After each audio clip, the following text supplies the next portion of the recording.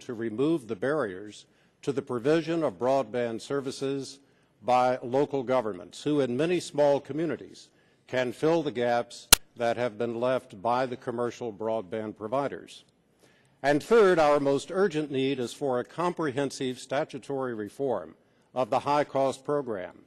It is by far the largest of the four programs, and it's under financial pressures caused by long, outdated statutory provisions that are rapidly leading to its unsustainability. It's also relatively easy to fix. In fact, I've introduced, along with Mr. Terry, a comprehensive reform measure which both fixes the obvious problems and enjoys broad support. It's been endorsed by the rural local exchange carriers, who are the beneficiaries of the fund, and also by the large regional carriers such as AT&T, Qwest, and Embark, who are net contributors into the fund. We have provisions to promote broadband deployment, and by addressing both revenues into the fund and expenditures by the fund, the bill creates a financially sustainable program for the long term. As we consider federal universal service support, it's important to keep in mind that the high-cost fund, by enabling every home in the nation to have affordable local telephone service, has made our country the most connected in the world, with more than 96% of Americans having local telephone service. All Americans benefit from all of us being connected, and a financially stable, high-cost universal service fund is as essential in the future as it has been to that past high level of connectivity. Rural telephone companies need that support to buy and modernize the equipment that keeps all of America connected. And so as we look to the future services that should also be offered in addition to what the fund has supported in the past, we need to keep that key point in mind. Thank you, Mr. Chairman. I yield back. Great. We thank the gentleman. The chair recognizes the gentleman from Nebraska, Mr. Terry. Thank you. I appreciate, Mr. Chairman, you holding an important hearing on universal service and how it could be improved, and is it still relevant today? And I certainly think it is, and I feel like Rick Boucher and I are the Luke Skywalkers riding in to save the Universal Service Fund from those who want to destroy it, the Darth Vaders.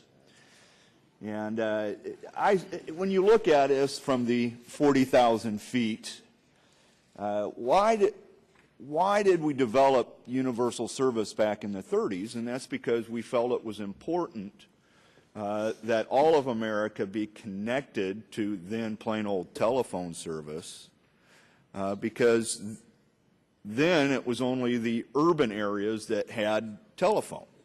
And that perhaps because of safety reasons and commerce and others, we thought that grandparents out on the farm should have that type of service as well. And maybe those that moved into the city could actually call their relatives. But a traditional commercial model didn't work. In order for a telephone company to roll out 60 miles of line to get to one customer, perhaps they needed some government help and such universal service fund.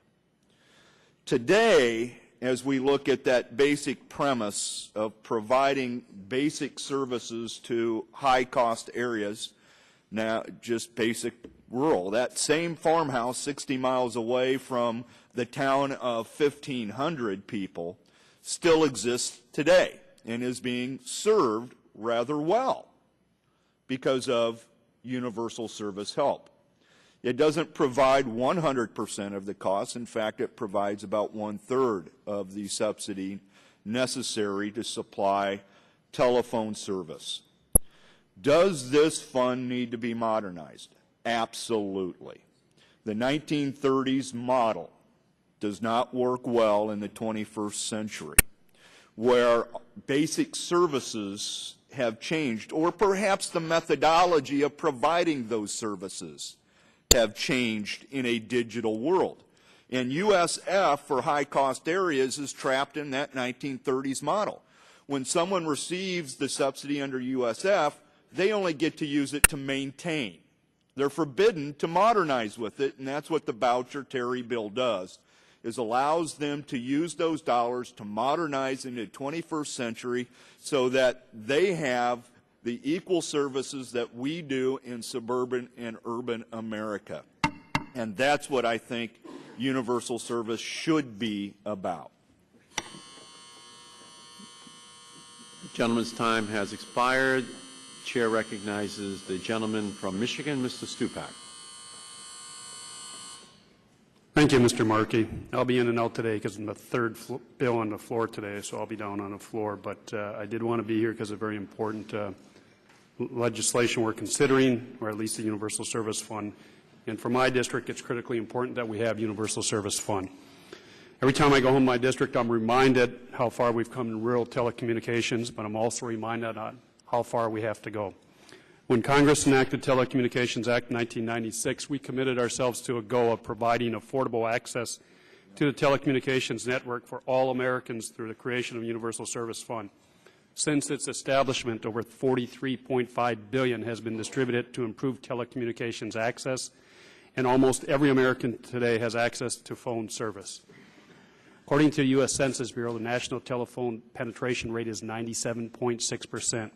While the program has been very successful, parts of my district represent the 2.4% that don't have phone service at all.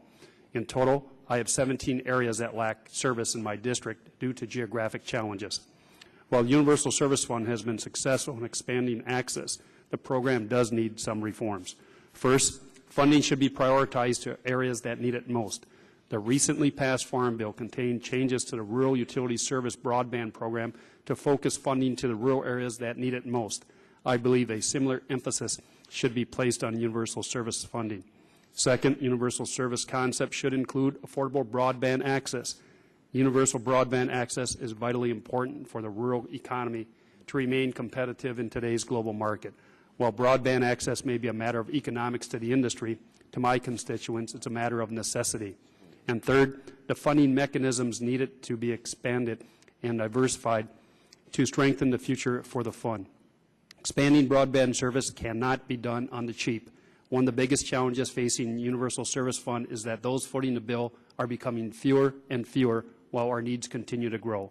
Mr. Chairman, thanks for holding today's hearing. I look forward to testimony of our witnesses and discussing with them how we should modernize and reform the Universal Service Fund. I thank the gentleman, and I wish the gentleman good luck on his bill out on the House floor to get the fraud out of the energy futures marketplace. The Chair now recognizes the gentleman from Oregon, Mr. Walden. Thank you, Mr. Chairman. Glad you're holding this hearing. We've already heard a lot about the issues involving the Universal Service Fund. And I remember well the hearings that we had a few years back on some of the waste, fraud, and abuse in the E-rate program, and I hope that that situation is being cleared up because it's long overdue. There are a lot of good entities out there that need the funding, and we don't need those that are there that are hoarding equipment in warehouses in Puerto Rico and elsewhere and ripping off the system. My district, you've heard a lot about different districts. Mine is 70,000 square miles, as Mr. Ramsey, who spent his best years in the great state of Oregon. 70,000 square miles. One of the first things I did, got involved in after being elected to Congress in '98 was help the little town of Granite get its first phone service, period, first phone service. I think there are still areas in my district where you don't have phone lines all the way to the houses. And next week I'll be out in the metropolis of Fossil, Oregon in Wheeler County, and we'll be dedicating the first cellular service for that community. And so in many of these western large areas where it makes little economic sense for companies to come in, the Universal Service Fund has played a key role, and new technologies are allowing access where it never existed before. So it is time to look at this program, review it, refine it, reform it, and make sure that those who are paying for it are getting treated properly and that the money is being spent properly. So, Mr. Chairman, thanks for the hearing. We'll look forward to working with you on this issue. I want to thank our witnesses. Thank the gentleman. Chair recognizes the gentleman from Texas, Mr. Green. Thank you, Mr. Chairman. I want to thank you for holding the hearing on the future of universal service, and I particularly appreciate our panel, and thank you for listening to us while we give our opening statements. Like everyone